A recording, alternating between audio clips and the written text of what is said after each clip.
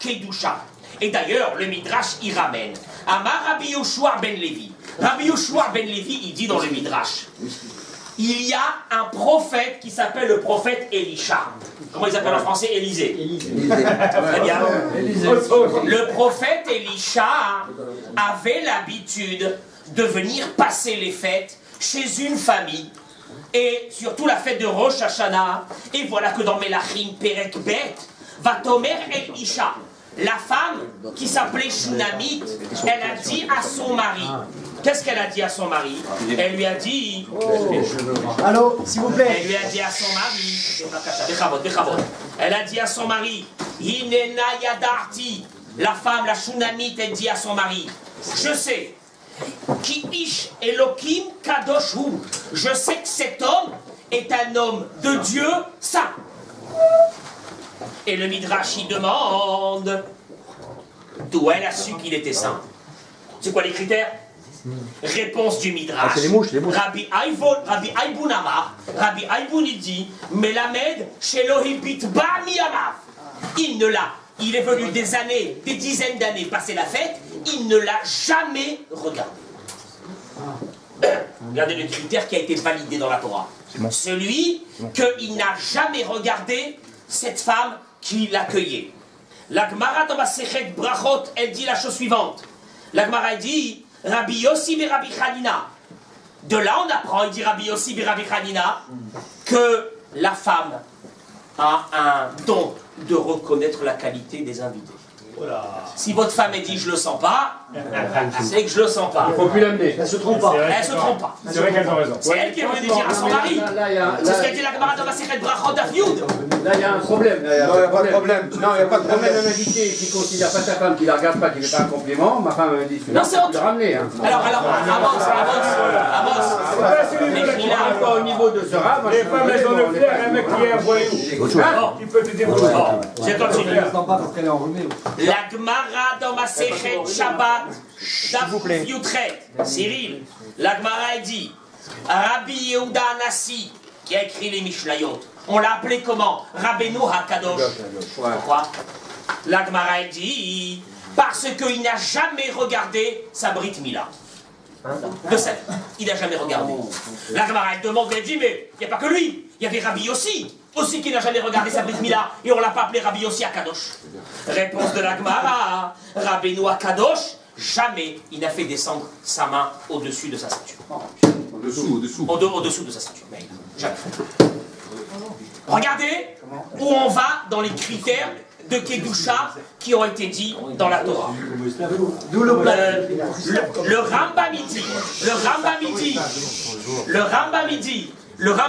Rambam dit la chose suivante. Il dit le Rambam dans Moreh Nevuchim dans le Guide des Égarés. J'ai pas le temps de vous le lire parce qu'il est extraordinaire. Mais il dit le Rambam. Il n'y a pas dans la Torah, dans le Lashon HaKodesh, un mot pour désigner ni l'organe de l'homme et de la femme. Il n'y a pas dans la Torah ni un mot, ça n'existe pas, il n'y a pas de mot, pour désigner ni les besoins d'un homme, ni rien. Tous les mots qui ont une connotation qui peut être vulgaire quelque part, ou en tout cas crue, elles n'ont pas été dites dans la Torah. C'est pour cela que la Torah s'appelle comment? Lashon HaKodesh. Je continue. Regardez où on va arriver. Je ne sais pas si vous avez entendu ça, mais c'est magnifique. Orachaim, c'est terrible. Quand on dit Orachaim HaKadosh, Zchuto Yagen Aleinu Amen. Orachaim HaKadosh, il dit dans la paracha de cette semaine, pourquoi la Torah, elle appelle le sujet de la débauche Kedusha. Et il dit Orachaim HaKadosh, parce que chaque chose, on peut se séparer. Ne pas manger taref, on peut se séparer. Ne pas parler du Lashon Hara, on se sépare complètement, on a terminé avec l'affaire. Mais il y a une chose, que la marge, elle est très très fine. C'est celle de la débauche. Parce que quand même, on n'a pas demandé aux Béné Israël d'être comme des curés et de se séparer des femmes. On nous a demandé de vivre avec sa femme. On nous a demandé d'avoir des relations avec sa femme. On nous a demandé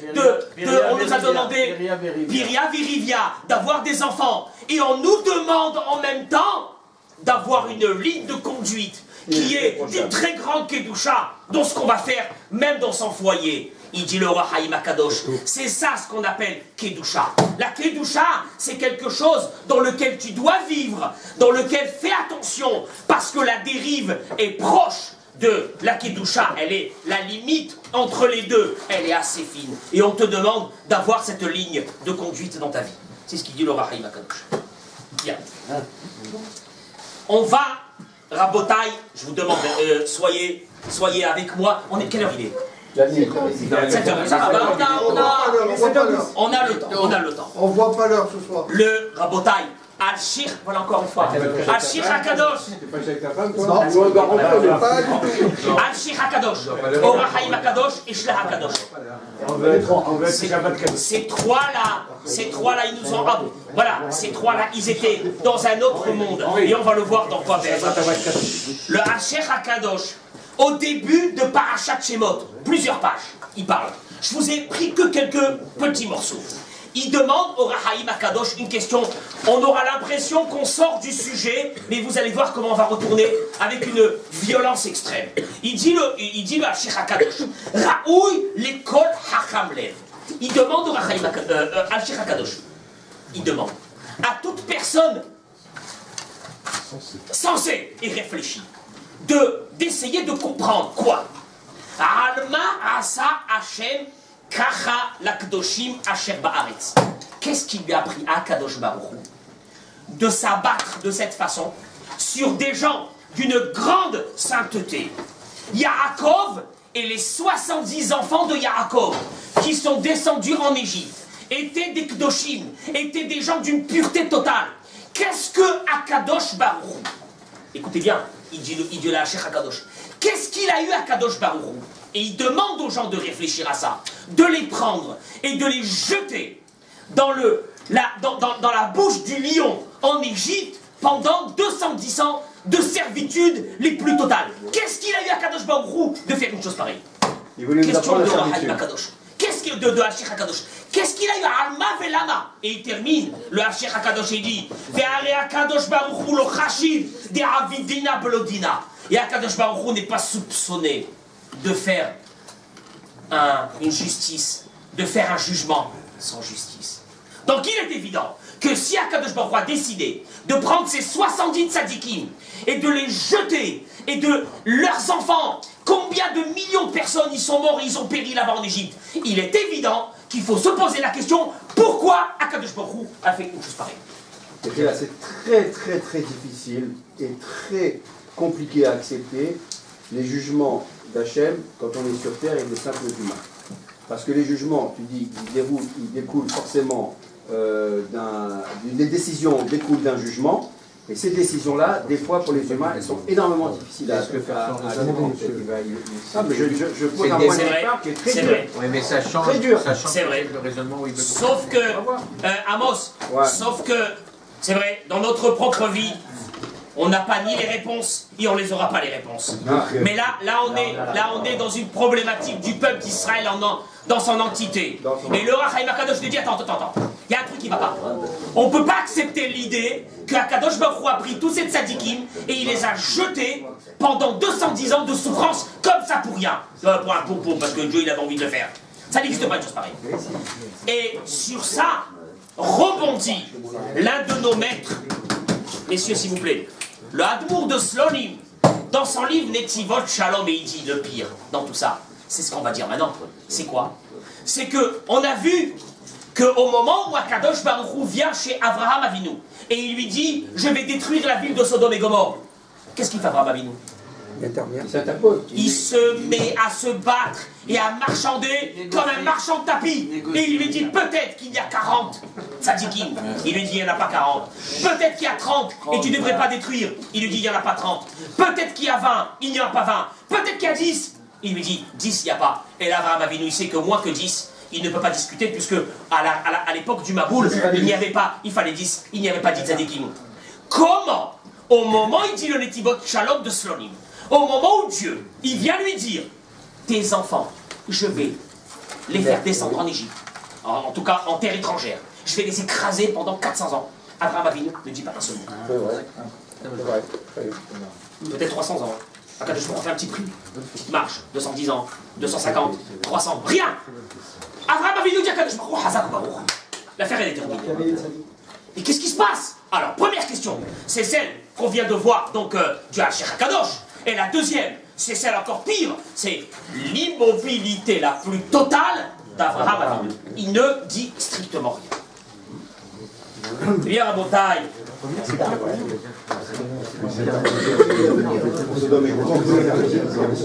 Comment? Il y avait son neveu. Aussi. Alors, voilà, il y a tous ses enfants, il dit rien. Qu'est-ce que ça veut dire? Une chose pareille, il accepte comme ça. Pourquoi Chez Merachem, il dit à Abraham, 400 ans, je vais tenter quelque chose, mais tente un petit truc. Essaye de marchander un peu, t'es un bon négociateur. Vas-y, fais quelque chose. Rien du tout. Il accepte, tranquillement. On dirait que c'est normal. Apparemment, Abraham Avinu avait compris. Il avait compris quoi, Abraham Avinu? Il a dû comprendre quel était le projet divin d'Akadosh Baruch Hu de nous faire descendre en Égypte. Et la vraie question, elle est, pourquoi Akadosh Baruch Hu? Pourquoi les négociations sont de gens? C'est pareil, l'inverse. Apparemment, Abraham Avinu a compris quelque chose que nous, aujourd'hui, On n'a pas compris. Il a fait peur. Très bien. On nous apprend la servitude. Non, Amos, oui, peut-être, mais bon, c'est pas... Amos, c'est encore plus que ça. Écoutez bien, Rabotai. Je vous demande d'écouter parce que c'est très très important pour arriver à l'idée qu'on a ce soir, Be'ezrat Hashem, avec l'aide d'Akadosh Baruch Hu. Le Al-Sheikh HaKadosh continue. On est sur le Al-Sheikh HaKadosh. Et il dit, il y a un gros problème, Simon. Très gros problème. C'est lequel? Je commence. La Gemara dans Maseret Avodah Zarah, page Kaf, elle dit la chose suivante. Comment est-ce qu'un homme, elle s'est posé la question, la Gemara, comment est-ce qu'un homme peut arriver à avoir Ruach HaKodesh? Vous savez qu'est-ce que c'est Ruach HaKodesh? Vous savez qu'est-ce que c'est quoi Ruach HaKodesh? Esprit divin. Pinaskima. Juste, s'il vous plaît, juste une petite parenthèse. Il y a 4 mois, j'ai trouvé ça dans le journal, il y a 4 mois, un jeune rabbin qui s'occupe de jeunes garçons en Israël qui viennent du monde entier pour passer un petit moment en Israël. Il a reçu un groupe de jeunes d'Afrique du Sud. Et il les a amenés prendre une bracha chez Rav Steinman, des gens très loin de la Torah. Et Rav Steinman, avant de sortir, il a appelé le jeune rabbin et il lui a dit en hébreu, parce qu'il ne comprenait pas, il lui a dit, vérifie sur ce jeune-là ici, est-ce qu'il a fait la Brit Mila? Il n'a pas fait. Et donc le soir à l'hôtel, il a pris le jeune, il l'a mis de côté, il m'a dit écoute, je suis désolé de te dire, mais c'est pas de ma faute, c'est pas moi, c'est Rav Steinman qui a dit qu'il y a un doute, est-ce que tu as fait la Brit Mila? Et ce jeune s'est mis à pleurer. Et il lui a dit Rabbi, c'est un gros problème que je porte depuis 20 ans sur moi, c'est que mes parents, ils m'ont fait faire la Brit Mila chez un goy, chez un chirurgien. Donc ma Brit Mila ne vaut rien. Et donc, bon, après la halakha, elle est qu'on fait une goutte de sang en faisant la bracha, l'achniso bibrito shel Abraham Avinu, et à partir de ce moment, cet homme-là est considéré un vrai Ben Israël. Ils sont partis voir Rav Kanievski. Histoire vraie, vous pouvez la demander en Israël, tout le monde la connaît. Ils lui ont dit à Rav Kanievski, est-ce que Rav Steinman, il a Ruach HaKodesh? Réponse de Rav Kanievski. Non. Non, sur l'histoire de la Brit Mila, ça on peut le savoir rapidement, c'est pas la peine de Ruach HaKodesh. C'est pas nécessaire. C'est pas nécessaire, mais bien sûr que Rav Steinman a Ruach HaKodesh. Maintenant, la Gemara s'est posé la question, comment est-ce qu'on arrive à Ruach HaKodesh? Et la Gemara elle dit, Rabbi Pinchas Ben Yair il dit, alors comment on fait? D'abord étudier toute la Torah. Torah mévia l'idée Zehirut. La Torah, elle amène à la prudence. La prudence amène à ce qu'on appelle le zèle. Le zèle amène à la propreté. Ce sont des degrés énormes. La propreté amène à la pureté. La pureté amène à l'humilité. L'humilité amène à la crainte de Dieu. La crainte de Dieu amène à Ruach HaKodesh qui va amener la personne à Triat Hametim, à pouvoir ressusciter même un mort. Processus, on est d'accord. Messieurs, et sur ça, Rabbeinu Moshe Chaim Luzzatto a écrit le livre de Messilat Yesharim. Une vie monstrueuse pour arriver et accéder à la Avodat Hashem jusqu'à Ruach HaKodesh. Écoutez bien ce qu'il dit sur ça, Al-Sheikh HaKadosh. On ramène sur ça le Rambam. Le Rambam dans Hilchot Yesodei HaTorah, Perek Zayin. Il dit le Rambam. Le Rambam aussi se pose la question, comment est-ce que quelqu'un devient prophète? Il y a des gens qui se prennent pour des prophètes, ils ont des pouvoirs et des machins. Pas s'ils ont ça. Il dit le Rambam, ve'en nevoa chala. La nevoa ne peut venir que sur quelqu'un qui est un grand chacham, gibor bemidotav. Ça veut dire, il a asservi ses traits de caractère. Velo yeitzo mitgaber alav bedavar ba'olam. Plus jamais sans Yetzer Hara. Il est mort. Il est mort. Le Yetzer Hara, il est déjà mort. Et il continue le Rambam. Adam shehu memoulé bekol amidot ha'elu. Un homme qui est arrivé à ce degré-là, il n'a plus de Yetzer Hara. Keshe kanes la pardes. Quand il va rentrer à essayer d'accéder au secret divin de la Torah, alors à ce moment-là, avec une clairvoyance et avec une séparation de son esprit de toutes les bêtises de ce monde, il dit le Rambam, à ce moment-là, et je vous le fais très court, à ce moment-là, il va arriver à Ruach HaKodesh et à la prophétie, et plus jamais il ne sera comme un être humain normal. Il vient sur ça, le Al-Sheikh HaKadosh, et il dit, Rabotai, la question des questions de ce soir. Comment, Amos, on est sorti le 10 du mois de Nissan. On était des idolâtres. La preuve, c'est que Dieu nous a dit, Mishrou Kroulachem, vous prenez l'agneau et vous égorgez votre avodazara. Comment c'est possible que 50 jours après, 49 jours après plus précisément, on est arrivé pas à la névoie, pas à la prophétie, pas à Ruach HaKodesh, on est arrivé à voir Akadosh Baruch Hu. C'est-à-dire qu'on peut faire le travail sur soi et on peut s'améliorer. Comment c'est possible que ces gens, Amos, sont arrivés devant le mont Sinaï et ils peuvent... C'est pas de la névoie, c'est pas de la prophétie. On est en haut de tout ça encore. Ils ont vu devant eux Dieu. Comment un être humain, normalement constitué, peut arriver à cela en moins de 50 jours. Et Mouna. Je veux bien, c'est facile. Mouna, je veux bien. 49e degré d'impureté. Quelques jours avant, quelques jours après, Vayehezu et Elohim. Il voit Dieu, mais... une seconde. Alors le Rambam, ce qu'il vient de me dire, c'est quoi? C'est des histoires? Ce qu'il vient de me dire, Rabbi Pinchas Ben Yair dans la Gemara, c'est des histoires? Non. On a vu que pour accéder à Ruach HaKodesh, c'est une vie entière monstrueuse qu'un être humain doit passer, avec une puissance terrible. Peut-être il arrivera à ça un jour à la fin de sa vie, après 100 ans de travail. Et eux, 49 jours, ils arrivent devant Kadosh Baruch Hu, il n'y a plus aucun problème, ils voient Dieu. Comment c'est possible? Question que pose notre maître Al-Shir HaKadosh. Ouais, mais ils ont passé par des miracles exceptionnels. Parce qu'ils étaient... On leur a donné un cadeau, bonus. C'est un bonus, c'est quoi?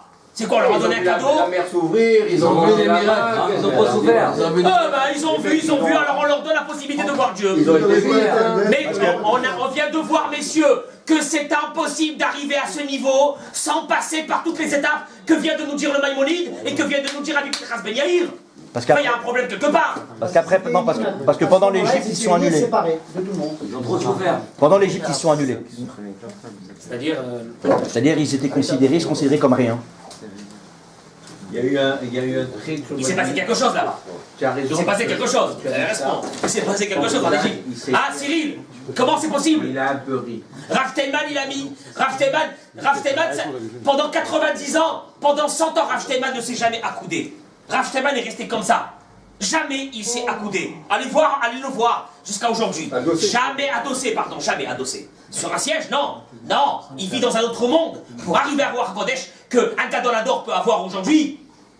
Nous on parle là ici, les gars, ils sont 50 jours avant, ils sont je sais pas où c'est, 49 degrés d'impureté, ils se retrouvent devant Dieu, ils sont là, ils regardent la Kodesh Baruch Hu, tout est sympa, il n'y a aucun problème, tout va bien. C'est vrai qu'après Anochi Hashem Elokecha, leur Neshama elle est partie, mais en tout cas, ils sont arrivés jusqu'à Anochi Hashem Elokecha. Ils ont fait un chez Moshe. Hein? Ils ont fait un chez Moshe. Oui. Et ils ont dit Zekeli Ve'Anveu, déjà, ils ont commencé à voir Dieu de loin. Oui, effectivement. Comment c'est possible une chose pareille? On n'arrive pas comme ça. Il y a des degrés. C'est impossible d'arriver à ça de cette façon. Viens Al-Shir HaKadosh. Messieurs, tous les cours que vous avez écoutés jusqu'à aujourd'hui, ça vaut d'être là ce soir.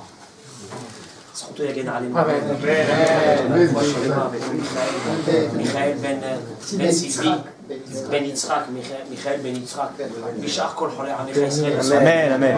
La misgalison. Ah, Reproche Shinema, La 10 Gazimoul. comment il s'appelle Yacoub Batazan. Shlomo Ben Zvouloun. Ben Miriam Nayeli. Ben Zevulun. Et Miriam et Zvouloun Nayeli. Margaret Simcha, Marc. Margaret Simcha, Batsouli.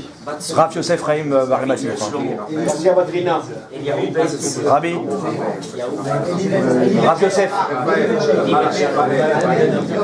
Tina Fresco.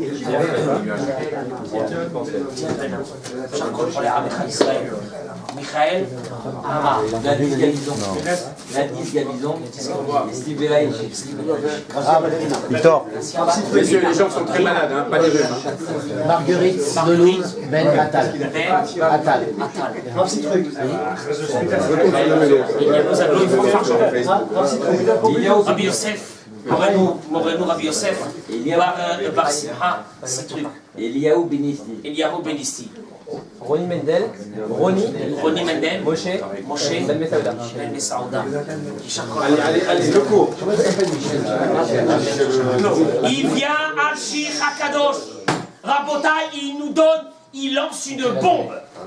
Il dit, c'est des mots d'Al-Shir Hakadosh, je ne peux pas moi lui dire une chose pareille. Il dit Al-Shir Hakadosh, chaque Ben Israël a en lui la possibilité de voir devant lui Hakadosh Baruch. Sauf que on a en nous ce qu'on appelle Zohamat Anachash, l'impureté du serpent. Et d'ailleurs, la Gemara dans Masechet Shabbat dit qu'au moment où ils sont arrivés devant Mahamad Arsinaï, qu'est-ce qui s'est passé? Pascha Zohamatan. L'impureté du serpent a disparu. Ça veut dire quoi l'impureté du serpent? C'est quoi cette idée? Ça veut dire quoi? C'est pas un truc cabalistique, c'est quoi ça? Pour expliquer cette notion, vient notre maître Rabbi Tzadok HaKohen de Louvlin, et dans son livre Brit Tzadok, et il dit la chose suivante.